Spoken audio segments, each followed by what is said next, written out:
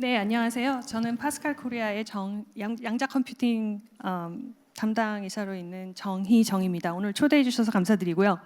제가 오늘 발표할 내용이 양자 컴퓨팅을 이용해서 금융 문제를 어떻게 푸는가에 관한 내용이더라고요. 그래서 일단 금융에 관해서 얘기를 하기에 앞서서 양자 컴퓨팅에 대해서 잠깐 소개를 하는 게 맞는 것 같고요. 앞서 연사분들과 다르게 저는 실험 물리학자 백그라운드를 가지고 있습니다. 그래서 이론보다는 소프트웨어보다는 하드웨어에 강하다고 말씀드리고 싶고요. 일단 양자 컴퓨터는 여러분들 많이 아시겠지만 큐빗과 연산자로 이루어져 있죠. 저희 중성원자 시스템은 큐빗으로 리드버그 아톰을 씁니다. 이 리드버그 아톰이라는 것은 소위 중성 원자의 최각 전자를 아주 높은 주양자수로 올렸을 때 n 주양자수 50 이상 정도로 생각하시면 되고요. 그때 나타나는 특이한 다이폴 모먼트가 있습니다. 다이폴 모먼트를 갖게 되면 n의 7승으로 상호작용을 하기 시작을 해요. 이제 진공 중에 원자 두 개가 있는데 그 둘은 사실 희박한 상태에서는 상호작용을 안 하지만 이렇게 리드버그 스테이트에 올라가면 상호작용을 하기 시작합니다. 그랬을 때 재미있는 규칙이 이 연산을 가능하게 한다고 보시면 돼요. 그래서 예를 들어서 그라운드 스테이트에 있는 원자, 바로 이웃한 원자들은 리드버그 스테이트에 있는 원자들 주변의 아이들은 절대 리드버그 상태에 못 올라간다. 이런 단순한 규칙으로 이 두 가지 피처의 슈퍼포지션 상태로 바로 인탱글 되는 현상이 있습니다. 그렇다면 대부분의 경우 지금 말하는 양자 컴퓨팅 방식은 게이트 베이스드 어프로치인데요. 우리가 이 큐빗들이 있고 이 블락박스로 표현되는 연산자, 퀀텀 게이트들의 조합들로 문제를 풀게 됩니다. 이때는 이 원자 배열에 각각 원자들을 개별 컨트롤을 하고요. 나중에 측정을 해서 그 값을 얻게 됩니다. 그런데 잘 간과하기 쉬운 부분이 진정한 양자 컴퓨팅, 본연의 양자 컴퓨팅이라고 할 수 있는 해밀토니안 어프로치입니다. 이것은 같은 원자 배열인데 이 전체의 외부 레이저의 인텐시티와 프리퀀시를 조절해서 연산을 하는 방식이에요. 이 시스템 에너지의 이볼루션을 이용해서 해를 구합니다. 특정한 문제에 대해서. 아시다시피 게이트 베이스드는 범용 방식으로 범용 연산을 목적으로 만들죠. 자, 그럼 그 배열을 어떻게 만드느냐에 대한 이제 이야기가 요 페이지가 되겠는데요. 간단하게 개요로만 설명을 드리면 죄송합니다. 진공 중에 아톰을 로딩시켜서 레이저와 코일 감기로만 마이크로 켈빈 오더로, 그러니까 극저온으로 내려요. 그러니까 상온 상태의 이퀴먼트임에도 불구하고 극저온을 만들 수 있는 게 중성원자 양자 컴퓨팅의 장점이기도 합니다. 그 저온의 그 원자 집합들 앙상블을 이 SM 스페셜 라이트 모듈레이터라는 요 장치를 이용을 해서 그 싱글 아톰 레이저 트랩을 만드는데 그 싱글 아톰 레이저 트랩을 여러 갈래로 나눠요. 그래서 원하는 모양의 배열을 만들 수 있게 됩니다. 이 원하는 모양을 만들어 놓고 그 다음에 여긴 안 보이지만 프로세싱하는 레이저를 또 따로 쏴주고요. 그 결과값을 레코딩해서 연산을 마치게 됩니다. 그래서 그럼 몇 개의 큐빗을 잡을 수 있나요? 하면 지난 10년간의 발전 상황입니다. 불과 10개도 안 되던 그 원자 배열에서 지금 현재 불과 얼마 전 저희 회사만 해도 1103개의 루비디움 아톰을 싱글샷으로 잡고 여기서 828개를 재배열해서 큐빗 어레이를 만들었습니다. 자, 그럼 이제 본론으로 들어가서 물리와 금융에 대해서 갑자기 물리학자가 나와서 금융을 하기 시작하죠. 네, 그래서 저도 좀 생각을 해봤습니다. 했더니 제가 생각이 난 게 이 책이에요. 제가 꽤 오래전에 읽었던 책인데 이 마이클 엠마뉴엘 더만이라고 남아공 출신의 물리학자, 입자 물리학자인데 월스트리트로 간 이야기예요. 재밌겠죠. 그래서 이분의 책의 내용에 보면은 실제로 우선 금융에서 필요로 하는 수학은 물리학에서 사용하는 수학과 아주 비슷하다. 그 물리학에서 사용하는 수학이라는 게 따로 있나 봐요. 수학에서 사용하는 수학이 있고, 스탠디의 금융 전략 그룹이 대부분 전직 물리학자, 응용수학자, 공학자로 구성된 것은 아마 이런 이유에서 이렇게 얘기가 나가고 있습니다. 그렇다면 이 퀀트라는 말은 퀀티터티브 파이낸스의 약자고요. 이들은 복잡한 모델, 알고리즘을 적용해서 다양한 어떤 시나리오에서 가격을 책정하고 거래를 하고 분산을 하고 리스크를 관리하는 전문가들을 말합니다. 이 퀀트가 처음 얘기된 게 찾아보니까 1961년 1월 미국 수학자 에드워드 토업이라는 분이 미국 수학학회에서 블랙잭에서 승리하는 비결을 설명하는 Fortune's Formula라는 제목 강연에서 유래했다고 합니다. 그럼 이건 너무 옛날 얘기였잖아요. 근데 가장 최근에 또 신선하게 기억에 남는 것이 JP 모간에서 오신 분이 양자 알고리즘을 하고 있더라고요. 그래서 웹사이트를 가봤어요. 그랬더니 실제로 이 내부에서 퀀텀 컴퓨팅에 투자도 하지만 알고리즘을 개발하는 팀이 있더라고요. 그리고 이것은 JP 모간뿐이 아니라 여러 금융사에 그러한 알고리즘 개발하는 팀이 있다는 것을 아시게 되실 겁니다. 그렇다면 지금 금융은 미래를 예측하고 미래를 예측하는데 여러 변수들이 있기 때문에 불확실성을 다루죠. 그래서 결국 금융 시스템을 분석하는 것은 강력한 상관관계 그리고 복잡한 시스템을 고려해야 되기 때문에 예측하기도 어렵고 수학적으로도 모델이 어려울 거예요. 그래서 고도의 수학적인 접근법이 필요합니다. 가장 잘 알려져 있는 스토캐스틱 디퍼런셜 이퀘이션의 일종인 블랙쇼르즈 모델을 들어보셨을 수도 있어요. 이렇게 생겼는데 이 편미방으로 생겼습니다. 각각 이 함수에는 파생 상품의 가격, 이게 옵션 가격을 예측하는 거고요. 이 파생 상품의 가격, 기초 자산의 가격, 무위험 이자율, 시간 변동성 다 가지고 이 수식을 이룹니다. 그런데 이 수식이 물리에서 지오메트릭 브라우니안 모션하고 유사하다고 해요. 잘 알려져 있습니다. 그래서 이 블랙쇼르즈 모형에 양자 알고리즘이 있는지 이 연사분 중에 한 분이 질문을 주셔서 사전 미팅에서 저도 찾아봤어요. 있을까? 몇 개 있더라고요. 하나가 퀀텀 몬테칼로 알고리즘이 있고요. 그 다음에 저 흥미로웠던 것은 슈레딩거 이퀘이션으로 매핑하는 논문이 있더라고요.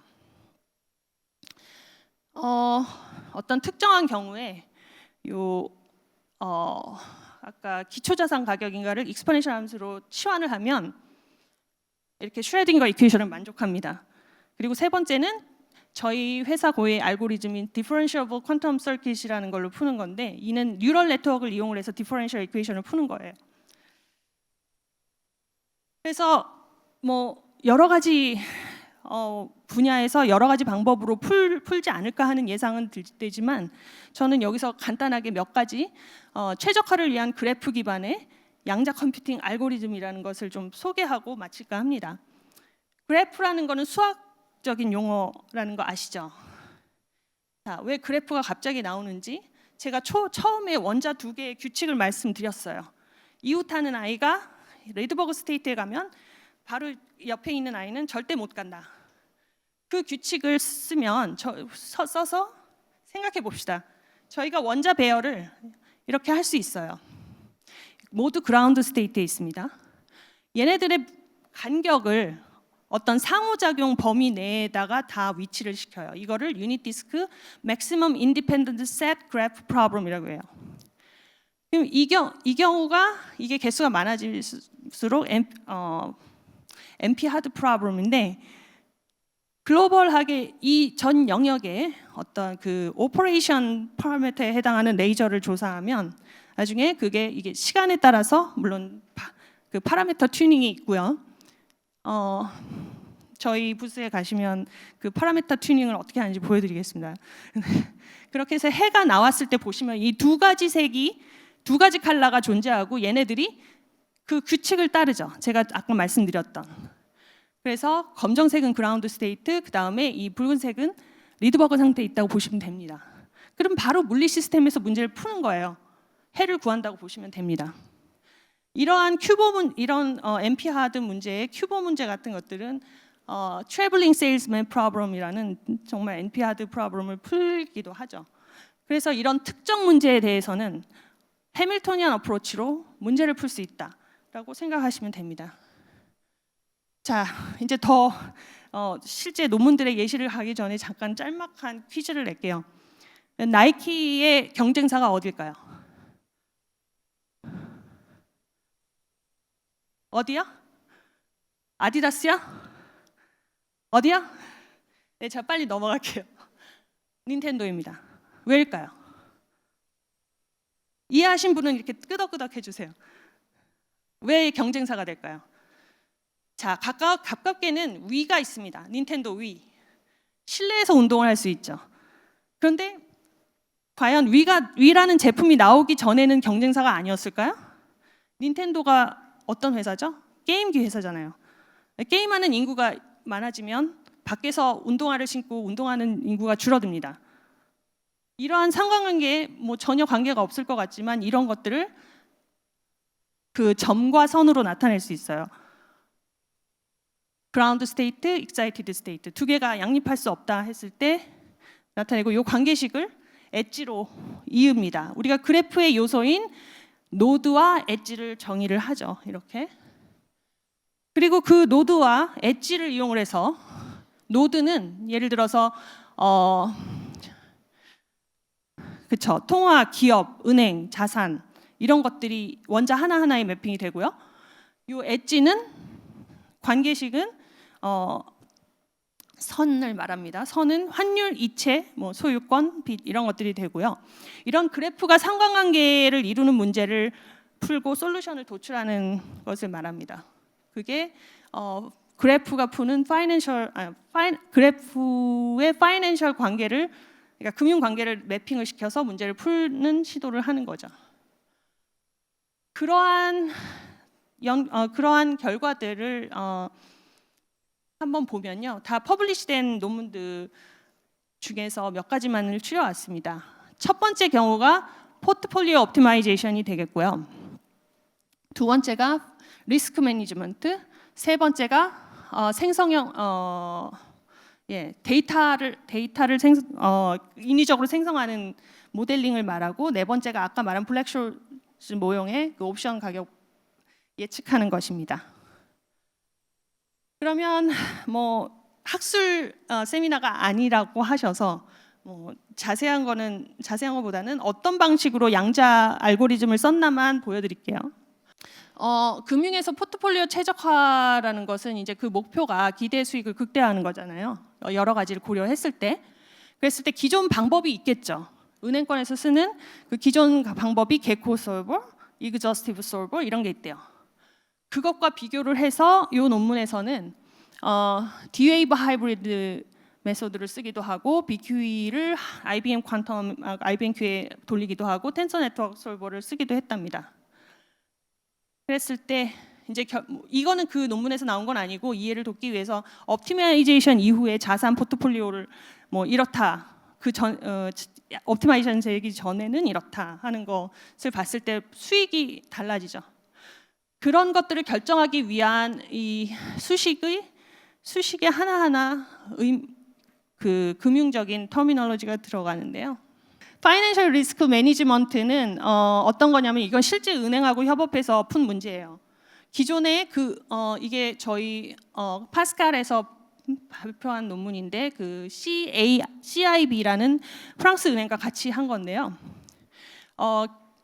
금융업계에서 그 fallen angel이라는 것을 예측하는 게 중요하다고 해요. 투자자들의 초기 이탈 뭐 이런 것들을 위험을 알리기 위한 시스템 때문에 있다고 합니다. 그랬을 때 기존 방법은 랜덤 포레스트를 썼다고 하고요. 데이터로는 2,300개 이상의 기업, 9만 1,000개의 인스턴스, 153개의 기능으로 구성된 데이터 세트를 학습한 머신러닝 모델을 기존에 사용하고 있었는데 양자 알고리즘도 있고 텐서 네트워크를 이용한 퀀텀 인스파이어드 알고리즘도 있는데 보다 효율적인 성능을 보인 것으로 저희 파스칼 QPU에서 50큐빗짜리에서 보였습니다. 그래서 결론은 96%나 더 작은 그 클래시파이어를 이용을 해서 그 원래 기존 ML 방식과 일치함을 보였다가 결론입니다. 그래서 실제로 여기 보면 퀀텀 인스파이어드 된 거는 퀀텀 텐서 네트워크를 결합한 이 데이터는 기존 파란색 그 고전 방법에 비해서 이미 이득을 봤다고 볼 수가 있어요. 지금 12개의 큐빗에서. 근데 이제 퀀텀 클래시파이어를 이용을 했을 때는 지금 요 엑스트라폴레이트를 하게 됐을 때 대략 300개 이상이 넘어가면 양자 이득을 볼 것으로 예측을 하고 있습니다. 그리고 마지막으로 이 금융 예측에 대해서 데이터가 중요하다고 해요. 그런데 개인 정보라든지 데이터 자체의 왜곡된 성질 때문에 그 어려움이 많다고 해서 그 synthetic data generation이라는 것이 필요한데 이때도 기존의 어떤 고전적인 restricted boltzmann 머신 대신 양자 알고리즘을 썼을 때 퀀텀 서킷 본 머신을 이제 요 페이퍼의 경우는 리게티에 적용을 해서 보였다고 합니다. 실제로 보시면은 이게 이제 양자 알고리즘이고 요 오른쪽이 고전 방법인데 실제 그 데이터에 가깝게 더 나온 것을 볼 수 있으실 거예요. 결국 제 발표의 메시지는 저희가 구성할 수 있는 물리 시스템을 이용해서 바로 금융의 문제를 그래프에 매핑을 하고 풀 수 있다라는 것입니다. 경청해 주셔서 감사합니다. 네, 감사합니다. 일단 시간은 뭐 사실은 세션 마칠 시간이 되긴 했는데, 근데 이제 뭐 우리의 지적 호기심이 좀 그 배고픔보다 더 더 강하기 때문에 혹시 질문 있으시면 좀 질문 시간을 좀 더 갖겠습니다. 안녕하세요. 그 흥미로운 발표 정말 감사하게 잘 들었습니다. 제가 그 질문하고 싶은 내용이 두 가지가 있는데요. 첫 번째는 그 그래프 컨피규레이션에 관한 질문입니다. 그 지금 뉴트럴 아톰을 사용해서 이제 그래프를 형성할 때 그 사용하는 원리가 리드버그 블라케이드인 것으로 알고 있는데 리드버그 블라케이드를 사용해서 이제 인탱글먼트를 만들 때 그 리드버그 블라케이드 안에 예를 들어서 n 개의 그 아톰이 들어 있다고 하면은 이제 익사이테이션을 시킬 때 n 개 중에서 어떤 아톰이 익사이트되고 어떤 아톰들은 익사이트되지 않을지 자체는 저희가 알 수 없는 것으로 알고 있는데 이런 식으로 익사이테이션을 시켰을 때 과연 원하는 연결을 어떻게 바로바로 만들어낼 수 있는지 혹은 원하는 연결을 못 만드는 대신에 그냥 원하는 연결이 만들어질 때까지 좀 익사이테이션을 시키고 포스트 셀렉을 하는 건지가 궁금하고 그리고 여기서 한 가지 더 질문드리고 싶은 거는 그 지금 파스칼은 그 로지컬 큐빗을 만드는 그런 퀀텀 컴퓨팅보다는 그 그래프에서 원하는 해밀토니안을 만든 다음에 타임 에볼루션을 시키고 그 다음에 결과를 측정하는 그런 컴퓨팅 그러니까 시뮬레이션만을 하고 있는지가 첫 번째로 궁금합니다. 그리고 네. 조금 질문이 너무 긴데 한 가지 먼저 대답을 네. 하고 세 번째 질문을 이어서 해주시면 감사하겠습니다. 네, 알겠습니다. 네, 괜찮겠습니다. 네, 그렇게 하시. 네, 첫 번째 질문에서 보시면 일단 그 두 가지 그 앰비규어스한 그 두 가지의 중첩 상태로 우리가 해를 얻게 됩니다. 예를 들어서 얘가 익사이티드이 될 확률이 있고 이쪽 까만 점이 익사이티드 될 확률이 있고 그거에는 바이어스가 없을 수 있죠. 어떤 그래프에서는. 그럼 그 두 개의 중첩 상태라고 보시면 됩니다. 그리고 그러면 어떻게 해를 얻느냐? 저희도 샘플링을 여러 번을 해서 측정을 해요. 이게 리드버그 스테이트, 이 그래프가 리드버그 스테이트인지 그라운드 스테이트인지 판별을 해야 됩니다. 이런 식으로 결정을 한다고 보시면 되고요. 두 번째 질문에 대해서 짧게 질문 감사드리고 좋은 질문인데 저희는 두 가지 다 합니다.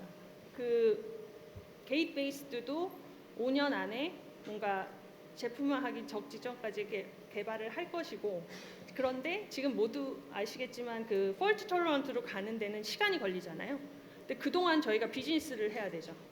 그러니까 저희는 둘 다 할 수 있어요. 두 마리 토끼를 잡고 있으니까 먼저 결과가 나올 아이들을 하고 있기 때문에 해밀토니안 시뮬레이터에 비즈니스를 집중하는 것입니다. 290빛을 실제로 QPU를 이용을 해서 QPU를 팔아서 거기서 액세스 그쵸. 네, 그렇게 해서 결과를 내도록 하고 있습니다. 네.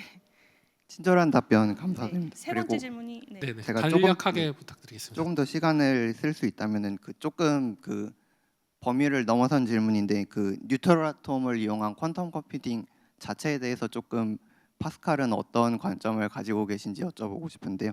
그 제 생각에 뉴트럴 아톰은 다른 슈퍼컨덕터나 이온이랑은 좀 상당히 구별되는 플랫폼이라고 생각하는 게, 다른 플랫폼들은 어쨌든 일렉트로닉한 그런 컨트롤을 사용하는 데 반해서 뉴트럴 아톰은 빛을 사용한 컨트롤이라는 점에서 굉장히 좀 독특하다고 생각을 합니다.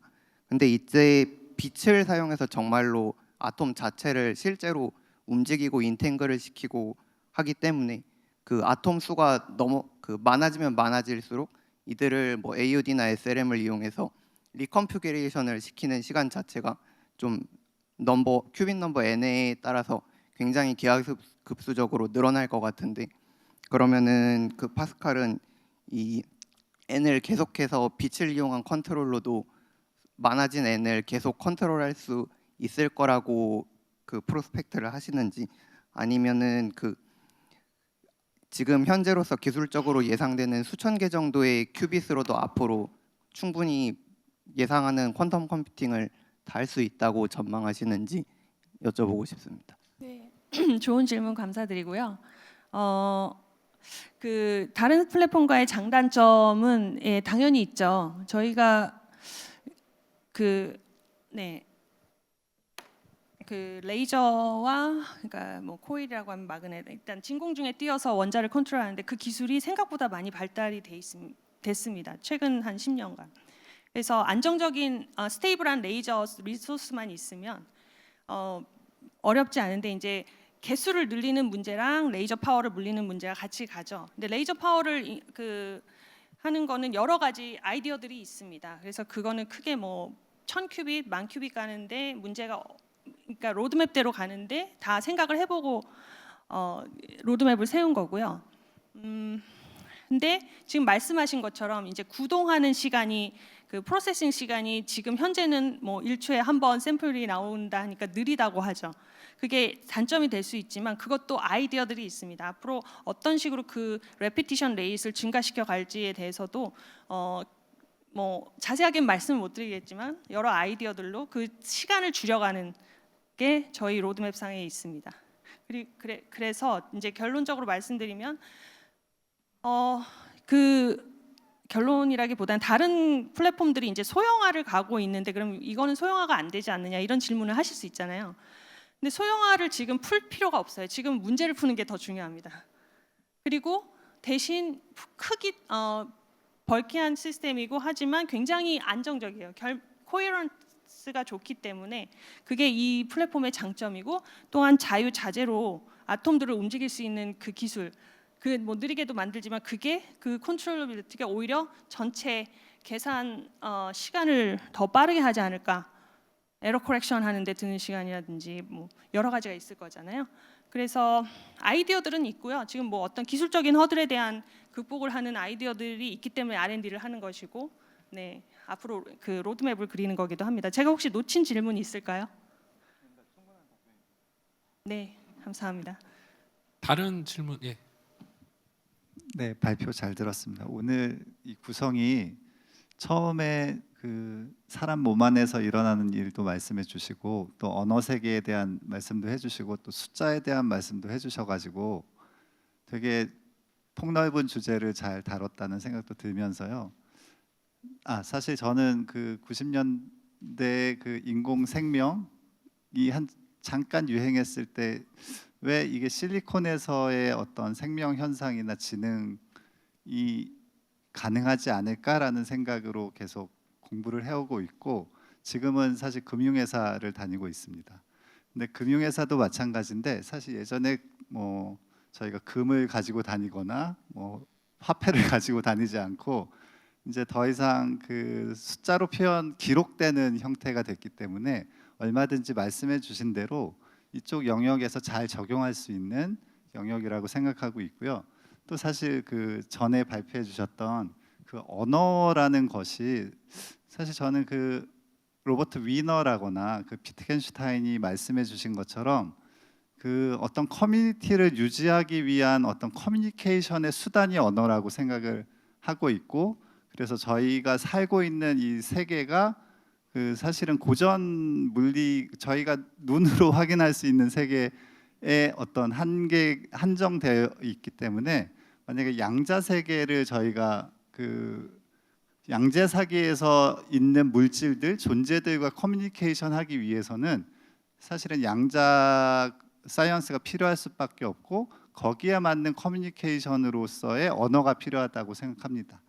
근데 이제 이게 어려운 것이 아까 그 신약 그 약개발 말씀해 주신 선생님께서 말씀해 주신 것처럼 저희 몸 안에서도 굉장히 너무 저희가 예측할 수 없는 그 뭐 상호작용, 커뮤니케이션이 일어나고 있고, 금융시장에서 제가 나이키나 닌텐도의 내일 주가를 예측하기에는 너무 많은 변수들이 존재하기 때문에 여전히, 근데 이거를 뭐 저희가 LLM이나 지금 양자의 수준에서 레벨에서 과연 이게 해결될 수 있는지, 아니면 저는 이렇게 생각하기보다는, 그러니까 예측하려고 하기보다는 어떤 지금 저희가 존재들 물질들과 서로 상호작용하는 과정에서 우리가 뭔가 좀 놓치고 있었던 게 아닌가라는 좀 생각을 계속 하게 되었던 것 같습니다. 뭐 이게 질문이 아니고 뭐 컨트리뷰션이어서 좀 그렇긴 한데요.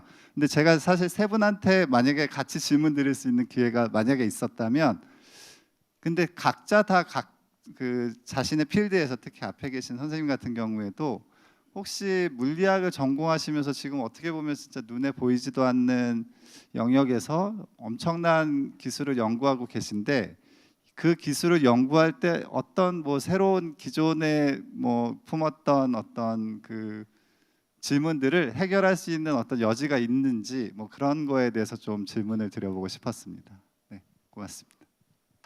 네, 좋은 코멘트 감사드리고요. 짧게 답을 드리면 뭐 거대한 질문에 대한 답이라기보다 일상생활에서 그 사소한 그런 사회 현상, 그 개인적인 현상 뭐 이런 것들을 매핑시켜 볼 때 재미있는 점은 있어요. 네, 그렇습니다. 유사한 현상들을 생각하고 뭐 인간관계에도 그럴 수 있고 아니면 뭐 사회적 현상도 그럴 수 있고, 그럴 때 이게 이런 방식으로 흘러가는구나. 사회 현상을 이해할 때 물리학을 공부한 재미가 좀 있었습니다. 저는 개인적으로. 네. 간단한 질문 드리겠습니다. 파이낸셜 리스크 매니지먼트에서 양자 컴퓨터가 얼마나 효과적인지 사실은 그 질문을 드리고 싶은데요. 발표하신 내용을 보면 96% 정도의 더 적은 수의 분류기로 기존 머신러닝 방식과 일치하는 답을 얻었다고 했는데, 이것이 경제적인 효과 혹은 뭐 기술적인 효과 혹은 사회적인 효과 중에서 어떤 효과가 있는지를 좀 알고 싶어서 질문드립니다. 그렇게 많이는 생각을 못 해봤고요. 그냥 계산 코스트가 줄어들게 되는 게 일단 이점이고, 그러면 그거에 파생되는 어떤 효과도 장점이 될 수 있지 않을까 이렇게 생각을 합니다. 일단 계산 코스트, 네, 저희가 계산량을 줄이는. 다른 코멘트 있으시면 네. 전문가께서. 좋은 질문이신 것 같고요. 그 양자 컴퓨터의 궁극적인 목적은 계산을 빨리 하는 거기 때문에 결과적으로 계산이 빨라졌다, 리소스를 적게 썼다라는 것은 이제 그 굉장히 큰 파장을 당연히 갖게 되겠죠. 그 어떤 파장으로 이어질지는 지금 주제와 딱 맞겠네요. 예측할 수가 없는 상황이 될 것 같습니다. 네, 다른 질문 마지막으로 하나만 더. 저기 먼저 손 드셨기 때문에. 금융 관련한 내용 정말 흥미롭게 잘 들었는데요. 그 MIS나 아니면은 이제 금융 쪽에서 뭐 BCBS라든지 그런 그래프 문제를 풀 때 그 제가 아디아베틱을 잘 몰라서 그러는데 뭔가 그런 문제가 MP 하드로 알고 있는데 그런 문제를 푼다는 게 어떤 의미인지 제가 잘 이해가 안 돼가지고 예, 굉장히 신박한 진행을 하시겠어.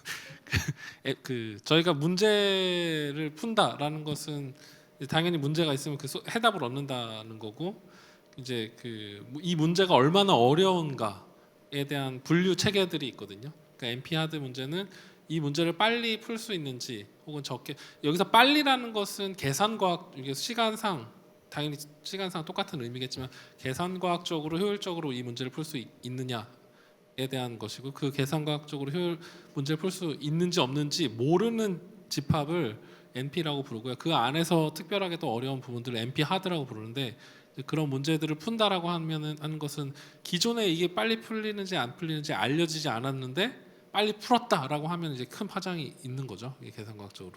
그러니까 풀었다라는 것의 어떤 의미는 말 그대로 이제 사전적인 의미는 그 문제의 해답을 얻었다라는 뜻이고, 이제 그 어떤 클래스의 문제를 풀었느냐가 중요한데, 뭐 얘도 풀 수 있고 얘도 풀 수 있는 걸 나도 풀었다, 그건 별 의미가 없지만 현재까지 어떤 애도 풀지 못했던, 풀 수 있는지 없는지 몰랐던 거를 풀었다라고 하면은 의미가, 그러니까 함의하는 의미는 굉장히 크겠죠. 네, 이 정도로 답변을 제 수준에서는 다 드릴 수 있을 것 같고요. 네, 감사합니다. 네, 연사분들께 다시 한번 큰 박수 부탁드립니다.